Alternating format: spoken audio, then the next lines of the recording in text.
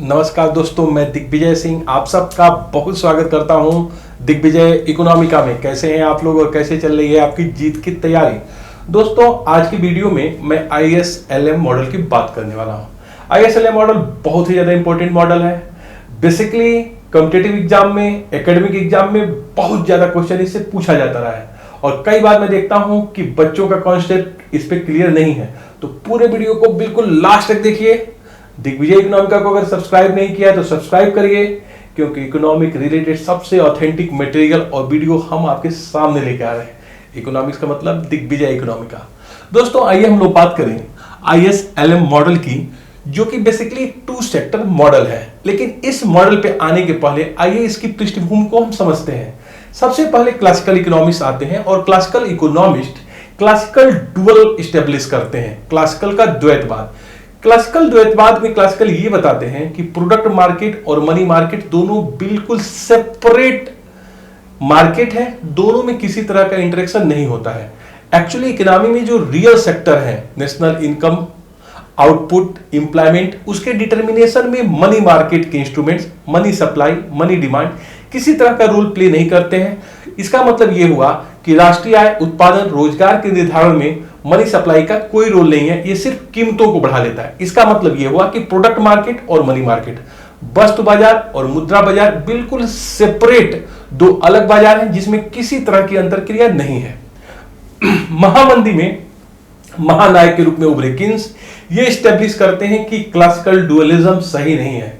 Keynes का यह मानना है कि प्रोडक्ट मार्केट और मनी मार्केट एक दूसरे के साथ इंटरेक्ट करते हैं और प्रोडक्ट मार्केट मनी मार्केट को और मनी मार्केट प्रोडक्ट मार्केट को प्रभावित करता है।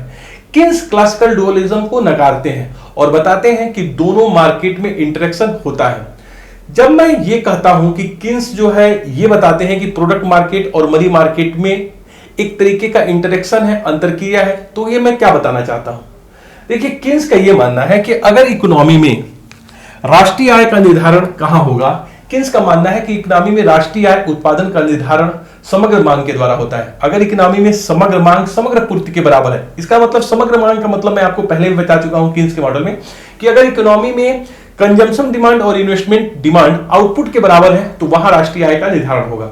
तो जो समग्र मांग है, अगर मैं समग्र पूर्ति के बराबर है, तो कहीं ना कहीं किन्स जो है ये प्रोडक्ट मार्केट की बात कर रहे हैं, क्योंकि वहां पे डिटर्मिनेशन हो रहा है मांग और पूर्ति के शक्तियों के द्वारा, और एग्रीगेट डिमांड जो C+I है वो एग्रीगेट आउटपुट सप्लाई के बराबर हो रहा है। अगर मैं ये कहूं कि किन्स का जो एग्रीगेट डिमांड है उसके 2 इंपॉर्टेंट कंपोनेंट है C और I, और किन्स ने इन्वेस्टमेंट को राष्ट्रीय आय से अलग माना और बताया कि जो इन्वेस्टमेंट है वो डिटरमाइन होता है रेट ऑफ इंटरेस्ट और मार्जिनल इफिशिएंसी ऑफ कैपिटल के द्वारा। दोस्तों, रेट ऑफ इंटरेस्ट कैसे डिटरमाइन होता है? रेट ऑफ इंटरेस्ट डिटरमाइन होता है मनी मार्केट के इंस्ट्रूमेंट के द्वारा। किन्सियन सिस्टम में अगर मनी सप्लाई बढ़ जाए, बहुत ध्यान से समझिएगा, अगर मनी सप्लाई बढ़ जाए तो किन्स के अकॉर्डिंग इससे ब्याज के दरों में कमी होगी। अगर ब्याज के दरों में कमी होगी तो यहां पे इन्वेस्टमेंट बढ़ जाएगा, और अगर इन्वेस्टमेंट बढ़ जाएगा तो इससे राष्ट्रीय आय बढ़ जाएगा और इससे इंप्लॉयमेंट बढ़ जाएगा।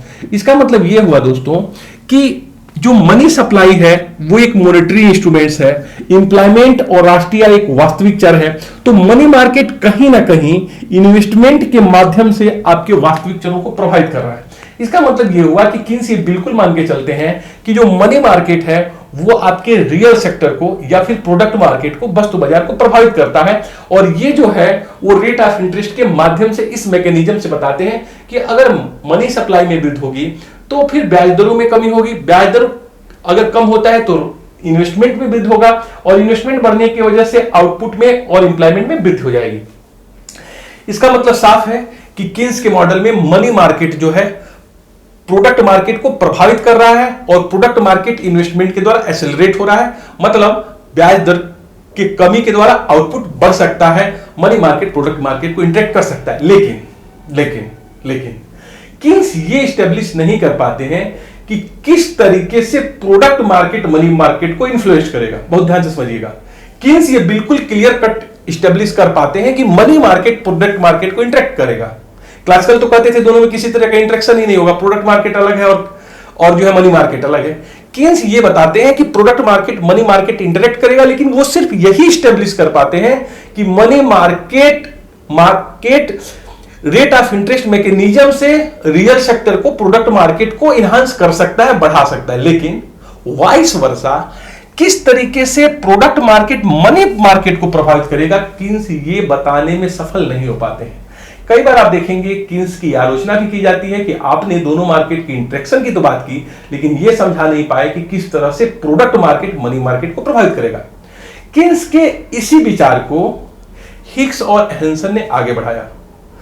आप जानते हैं 1936 में किन्स की महान पुस्तक आती है जनरल थ्योरी। उसके बाद 1937 में J.R. हिग्स की बुक आती है जिसमें वो ISLM मॉडल को एस्टेब्लिश करते हैं और 1949 में हेंसन इसको आगे बढ़ाते हैं।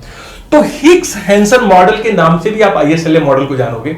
बेसिकली मैं आपको बताऊं कि ISLM मॉडल एक टूल्स है, बहुत ध्यान से समझिएगा। ISLM मॉडल को आप मॉडल कहने से अपेक्षा अगर आप एक टूल्स माने तो ज्यादा बेहतर होगा। हिग्स हेंसन एक टूल्स बनाते हैं ISLM, और इस टूल्स के माध्यम से, इस टेक्निक के माध्यम से किन्सियन कंक्लूजन को, क्लासिकल कंक्लूजन को बहुत बेहतर से समझाया जा सकता है। राष्ट्रीय आय ब्याज दर निर्धारण की प्रक्रिया को बहुत अच्छे से बताया जा सकता है।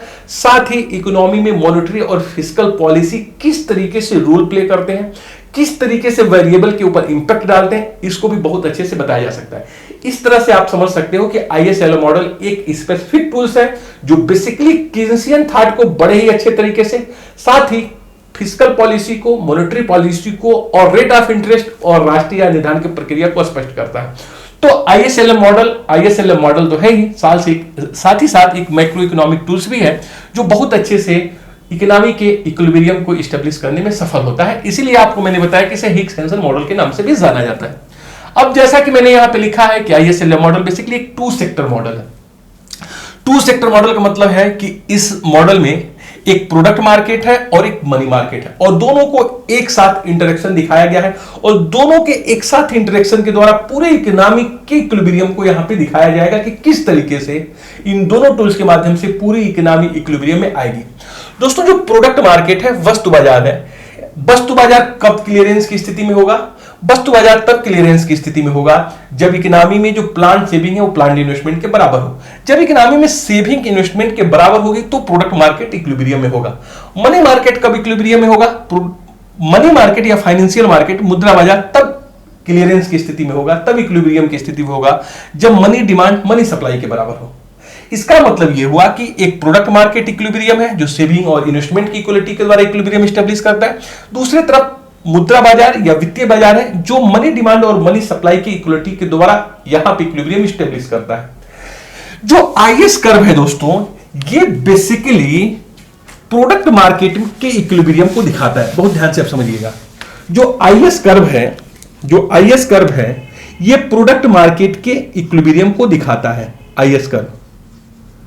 और जो LM कर्व है वो मनी मार्केट या फिर मुद्रा बाजार के इक्विलिब्रियम को दिखाता है। IS कर्व, इसके लिए शब्द हम कहते हैं I बराबर S। I बराबर S का मतलब एक ऐसा कर्व है जिसके प्रत्येक बिंदु पे IS के बराबर है, मतलब सेविंग इन्वेस्टमेंट के बराबर है। ऐसा कर्व जिसके प्रत्येक बिंदु पे सेविंग इन्वेस्टमेंट के बराबर होगी उसको IS कर्व करेंगे। वही LM कर्व वो है जहां L बराबर M है। LM कर्व एक ऐसा कर्व होगा जिसके प्रत्येक बिंदु पे L for demand for money और M का मतलब सप्लाई फॉर मनी, जहां प्रत्येक बिंदु पे मनी डिमांड और मनी सप्लाई के बराबर हो जाएगी। तो कुल मिलाजुला के प्रोडक्ट मार्केट के इक्विलिब्रियम को हम IS कर्व के माध्यम से दिखाएंगे और मनी मार्केट को इसके इक्विलिब्रियम को हम LM कर्व के द्वारा दिखाएंगे। और इकोनॉमी में इक्विलिब्रियम वहां स्टेब्लिश होगा जहां दोनों कर्व एक दूसरे को इंटरेक्ट करेंगे, क्योंकि उस पॉइंट पे सेविंग बराबर इन्वेस्टमेंट होगा, मनी डिमांड बराबर मनी सप्लाई होगी। तो एक ऐसा बिंदु मुझे प्राप्त हो जाएगा जहां पे दोनों मार्केट इक्विलिब्रियम में होंगे। और बालरा का जनरल इक्विलिब्रियम ये बताता है कि जब दो मार्केट इक्विलिब्रियम में होगा तो तीसरा मार्केट अपने आप ही इक्विलिब्रियम में हो जाएगा। तो जहां पे दोनों इंटरेक्ट करेंगे ISLM कर्व, वहां पे पूरी इकोनॉमी इक्विलिब्रियम में होगी, क्योंकि वहां मनी मार्केट, प्रोडक्ट मार्केट और बॉन्ड मार्केट तीनों एक साथ इक्विलिब्रियम में हो जाएंगे। दो मार्केट अगर इक्विलिब्रियम में है तो वालरा का जनरल इक्विलिब्रियम बिल्कुल क्लियर करता है कि तीसरा मार्केट भी वही इक्विलिब्रियम होगा। तो पूरी इकोनॉमी के इक्विलिब्रियम को हम ISLM मॉडल के द्वारा दिखा सकते हैं। दोस्तों, आइए हम विचार करते हैं पहले IS कर्व पे, फिर विचार करते हैं LM कर्व पे, और फिर हम दिखाते हैं इंटरेक्शन को। तो आप लोग हेडिंग डालिए आई एस कर्व, और हम देखते हैं कि आई एस कर्व किस आकार का होगा। यद्यपि मैं नेक्स्ट वीडियो में आई एस कर्व की डेरिवेशन के बारे में और आई एस कर्व के शिफ्टिंग के बारे में बताऊंगा, और उसके नेक्स्ट वीडियो में एल एम कर्व के डेरिवेशन और उसके शिफ्टिंग के बारे में बताऊंगा।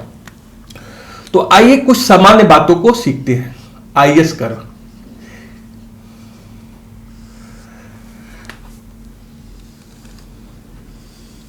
ये है दोस्तों आई एस कर्व, और आई एस कर्व में एक्स एक्सेस पे होगा नेशनल इनकम और वाई एक्स पे होगा रेट ऑफ इंटरेस्ट, ब्याज की दर। रेट ऑफ इंटरेस्ट, ब्याज की दर बहुत अच्छे से समझिएगा। यहां पे नेशनल इनकम पे एक्स एक्स को लिया गया है, राष्ट्रीय आय को, नेशनल इनकम को लिया गया है, और वाई एक्स पे ब्याज की दर को लिया गया है। यहां देखिए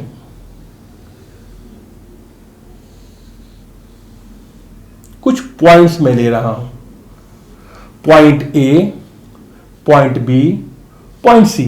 यहां पे रेट ऑफ इंटरेस्ट आई मानते हैं, I3, I2 और I1। यहां पे नेशनल इनकम Y1, Y2 और Y3। अब आइए हम आई एस कर्व को समझाते हैं। देखिए ये है आई एस कर्व, जो डिमांड कर्व की तरह डाउनवर्ड स्लोपिंग है और इसका स्लोप जो है निगेटिव है। ये ऋणात्मक ढाल वाला डाउनवर्ड स्लोपिंग है, जो आप देख सकते हैं कि ऊपर से नीचे की तरफ गिरता हुआ कर्व है। देखिए यहां पे ए बिंदु है, यहां बी बिंदु है, यहां सी बिंदु है। मैं आपको बताऊं आई एस कर्व के प्रत्येक बिंदु पे आई बराबर एस होगा, प्रत्येक बिंदु पे बचत और निवेश बराबर होंगे। चाहे आई एस के किसी भी आप बिंदु पे आए, यहां पे आप देखेंगे सेविंग बराबर इन्वेस्टमेंट होगा, और प्रत्येक बिंदु जो है सेविंग बराबर इन्वेस्टमेंट होगा, और ये कॉम्बिनेशन होगा राष्ट्रीय आय और ब्याज दर का। अगर मैं ए बिंदु पे हूं तो आप देखिए यहां पे ब्याज की दर I3 है, और यहां पे Y1 जो है राष्ट्रीय आय है। अगर आप बी बिंदु की तरफ मूव करें यहां पे, तो देखिए ब्याज दर घट के I2 हो जाती है, तो राष्ट्रीय आय बढ़ के Y2 हो जाती है। इसका मतलब यह होता है दोस्तों कि अगर इकोनॉमी में ब्याज के दर में गिरावट आती है, तो जितने भी इन्वेस्टर्स हैं, जितने भी इंटरप्रेन्योर हैं, उनकी जो प्लांट होती है, संयंत्र होती है, उसकी कास्ट कम आती है। अगर आप एक बिजनेस करने वाले हैं तो आप हमेशा क्या चाहते हैं, कब आप ज्यादा इन्वेस्टमेंट करोगे, जब ब्याज की दर कम हो जाएगी। तो आप देखिए ज्यों आप ब्याज दर में कमी करते जा रहे हो, तो ब्याज दर में कमी करने की वजह से चूंकि प्लांट, मशीनरी, इक्विपमेंट, इनकी लागतों में कमी आ रही है, प्रोजेक्ट कास्ट कम हो रहा है, इसलिए हम ज्यादा इन्वेस्टमेंट कर रहे हैं और राष्ट्रीय आय बढ़ रहा है। अगर ब्याज की दर में और भी कमी आ जाए तो आप देखिए राष्ट्रीय आय और भी बढ़ जाएगा। तो आई एस कर्व बेटा दोस्तों क्या दिखा रहा है, आई एस कर्व ये दिखा रहा है कि आई एस कर्व बेसिकली ब्याज दर और राष्ट्रीय आय के ऐसे संयोग हैं जिसके प्रत्येक बिंदु पे बचत निवेश के बराबर है। बहुत ध्यान से सुनिए, आई एस कर्व राष्ट्रीय आय और ब्याज दर के ऐसे संयोग हैं जिसके प्रत्येक बिंदु पे बचत निवेश के बराबर है। अगर बचत और निवेश के बराबर है, इसका मतलब प्रोडक्ट मार्केट इक्विलिब्रियम है। इसका मतलब आई एस कर्व का प्रत्येक बिंदु प्रोडक्ट मार्केट के इक्विलिब्रियम को दिखाता है। फिर से सुनिए, बहुत ध्यान से सुनिए, आई एस कर्व का प्रत्येक बिंदु, every point of I S curve represent product market equilibrium. I S curve का प्रत्येक बिंदु वस्तु बाजार की संस्थिति को दिखाता है। प्रत्येक बिंदु, चाहे आप ए पे हो, बी पे हो, सी पे, कोई भी बिंदु हो, क्योंकि प्रत्येक बिंदु पे बचत निवेश के बराबर है। अगर मैं कह रहा हूं दोस्तों कि आई एस कर्व का प्रत्येक बिंदु राष्ट्रीय आय और ब्याज दर का ऐसा संयोग है जिसपे प्रोडक्ट मार्केट इक्विलिब्रियम है, इसका मतलब ये क्या होगा, y = c + i। आप इस इक्विलिब्रियम को समझ चुके हैं किन्स के मॉडल से। तो c बराबर क्या होता है दोस्तों, c = c0 प्लस, यहां पे हम लिखते हैं cy, और i का आप जानते हैं क्या होता है, i बराबर I0 - bi। यहां पे कंजम्पशन का फार्मूला है और यह इन्वेस्टमेंट का फार्मूला। अगर हम ऊपर वाले इक्वेशन में रख दें तो y = c0 + cy + I0 - bi मिल गया, और इसको अगर आप पक्षांतर कर दें तो y - cy = c0 + I0 - bi मिल गया। तो यहां पे अगर हम y को कॉमन करें तो 1 माइनस सी आया और 1 माइनस सी इक्वल टू हो गया C0 plus I0 minus B आई। तो y इक्वल टू क्या हो गया C0 plus I0 minus B I divided by 1 minus C. अब बहुत ध्यान से समझिए मैं बताना क्या चाह रहा हूं। देखिए दोस्तों, ये IS कर्व का डेरिवेशन है। IS कर्व का डेरिवेशन क्या दिखा रहा है, बहुत ध्यान से सुनिए कि यहां पे राष्ट्रीय आय है और यहां पे ब्याज की दर है। राष्ट्रीय आय और ब्याज की दर में ऋणात्मक संबंध है। कई बार मैं देखता हूं कंपटीशन के एग्जाम में, नेट जीआरएफ में एक इक्वेशन दिया जाता है और पूछा जाता है कि ये IS कर्व का इक्वेशन है या फिर LM कर्व का इक्वेशन है। बहुत ध्यान से समझिए, IS कर्व के इक्वेशन में अगर यहां पे y दिया है और यहां पे लिखा है 250 और यहां पे लिखा है माइनस 3i, अगर ऐसा इक्वेशन आपको मिल रहा है कि यहां पे माइनस है और रेट ऑफ इंटरेस्ट है, तो ये नो डाउट IS कर्व का इक्वेशन होगा, क्योंकि IS कर्व के इक्वेशन में हमेशा राष्ट्रीय आय और ब्याज की दर में ऋणात्मक संबंध होगा। तो हमेशा ध्यान रखिएगा कि अगर यहां पे राष्ट्रीय आय है और यहां ब्याज की दर है और यहां पे अगर प्लस साइन होगा तो LM कर्व का होगा, माइनस साइन होगा तो IS कर्व का होगा। बस इतना ही ध्यान रखिएगा, क्योंकि कई बार मैं देखता हूं कि लोग क्वेश्चन ही गलत करके आ जाते हैं। हमेशा ये इक्वेशन होगा कि राष्ट्रीय आय और ब्याज दर में, देखिए यहां पे निगेटिव साइन है और इसको इस डायग्राम के माध्यम से आप देख सकते हो कि IS कर्व हमेशा डाउनवर्ड स्लोपिंग होगी और राष्ट्रीय आय और ब्याज दर में ऋणात्मक संबंध है। राष्ट्रीय आय जितनी ज्यादा होगी, ब्याज दर देखिए जितनी ब्याज दर कम होती जाएगी राष्ट्रीय आय उतनी बढ़ती जाएगी, क्योंकि जितनी ब्याज दर कम होगी उतने ही इन्वेस्टर्स को प्लांट की उनकी कास्ट कम होगी, इन्वेस्टमेंट रिसोर्स सस्ता मिलेंगे और ज्यादा इन्वेस्टमेंट करेंगे। तो मैं समझता हूं कि आप लोग समझ गए होंगे कि IS कर्व कैसा होता है। ये डाउनवर्ड स्लोपिंग होता है और ये इसका इक्वेशन है जिसे आपको जरूर समझना चाहिए। और यहां पे बिल्कुल क्लियर हो रहा है कि राष्ट्रीय ब्याज दर में ऋणात्मक संबंध है। अब इसके बाद आइए हम LM कर्व को समझ लें कि LM कर्व का जो है डायग्राम कैसा होगा और उसका इक्वेशन क्या होगा, वो भी कंपटीशन में बहुत ज्यादा पूछा जाता है। तो अब आप लोग हेडिंग डालिए LM curve. LM curve, LM curve, LM curve, LM curve भी सेम वैसे ही होगा, सिर्फ ये होगा LM कर्व पॉजिटिव स्लोप वाला। यहां पर सेम वही नेशनल इनकम होगा और यहां पर भी रेट ऑफ इंटरेस्ट होगा, रेट ऑफ इंटरेस्ट होगा, ब्याज की दर होगी सेम वैसी जैसे कि IS में थी और यहां पर नेशनल इनकम होगा। यहां पे आप जरा देखिए दोनों में संबंध है पॉजिटिव। ये देखिए यहां पर भी हम अगर बिंदु ले लें तो यहां पे I1, I2 और I3 है और राष्ट्रीय आय Y1, Y2 और Y3 है। LM कर्व एक ऐसा कर्व है जिसके प्रत्येक बिंदु पे L बराबर M है। बहुत ध्यान से सुनिएगा, LM कर्व एक ऐसा कर्व है जिसके प्रत्येक बिंदु पे L बराबर M है। L का मतलब है L बराबर M, L बराबर M, L बराबर M। L का मतलब है डिमांड फॉर मनी, M का मतलब है मनी सप्लाई। IS कर्व के प्रत्येक बिंदु पे L बराबर M होगा, मनी डिमांड मनी सप्लाई के बराबर होगी और ये भी राष्ट्रीय आय और ब्याज दर के कॉम्बिनेशन को दिखाएगा। अंतर सिर्फ इतना है कि LM कर्व धनात्मक ढाल वाला होगा, पॉजिटिव स्लोप होगा जो ऊपर की तरफ उठता हुआ होगा। IS कर्व आपने देखा कि डाउनवर्ड स्लोपिंग था, LM कर्व ऊपर उठता हुआ होगा। इसका मतलब LM वर्ग को आप क्या समझे, क्या डिफाइन कर सकते हैं कि राष्ट्रीय आय और ब्याज दर के ऐसे कॉम्बिनेशन है जिसके प्रत्येक बिंदु पे मुद्रा की मांग मुद्रा पूर्ति के बराबर होती है। LM कर्व राष्ट्रीय आय और ब्याज दर के ऐसे संयोग है, ऐसे कॉम्बिनेशन है जिसके प्रत्येक बिंदु पे मुद्रा की मांग मुद्रा की पूर्ति के बराबर होती है। बहुत ध्यान से सुनिए, अगर LM कर्व की प्रत्येक बिंदु पे मुद्रा की मांग मुद्रा की पूर्ति के बराबर है तो नो डाउट प्रत्येक बिंदु पे मुद्रा बाजार या वित्त बाजार संस्थिति के होगा। इसका मतलब है every point of LM curve represent money market, finance market, equilibrium. LM वक्र का प्रत्येक बिंदु मुद्रा बाजार की संस्थिति को दिखाता है। IS कर्व का प्रत्येक बिंदु वस्तु बाजार की संस्थिति को दिखाता है। वैसे ही LM कर्व का प्रत्येक बिंदु मुद्रा बाजार की संस्थिति, चाहे आप किसी भी बिंदु पे दो, प्रत्येक बिंदु पे मुद्रा बाजार संस्थिति की स्थिति में होगा। आईएस वक्र के प्रत्येक बिंदु पे वस्तु बाजार संस्थिति का होगा, उसी तरह एलएम वक्र के किसी भी बिंदु पे every point of LM curve represent money market equilibrium, वित्त बाजार के संस्थिति को दिखाता है, क्योंकि प्रत्येक बिंदु पे मुद्रा की मांग मुद्रापूर्ति के बराबर है। किन्स ने माना था कि जो मुद्रा की मांग होती है वो 3 कारणों से होती है, और मैं उसके ऊपर वीडियो बना चुका हूं, उसको आप देख लीजिए। एक जो मुद्रा की मांग है वो ट्रांजैक्टिव डिमांड फॉर मनी है, दूसरा है प्रिकॉशनरी डिमांड फॉर मनी, और तीसरा है स्पेकुलेटिव डिमांड फॉर मनी। और किन्स ने यह स्पष्ट किया था कि जो मनी डिमांड है वो फंक्शन ऑफ वाई और आर होता है।